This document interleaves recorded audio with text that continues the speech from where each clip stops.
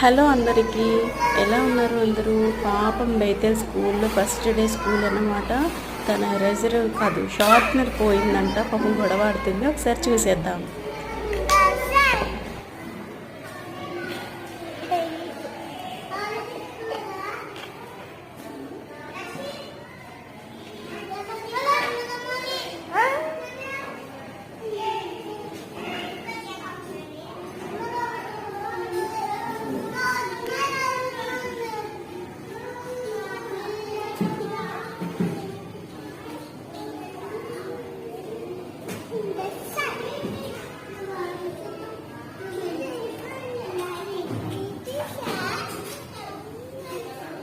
ఏమైంది మేఘా?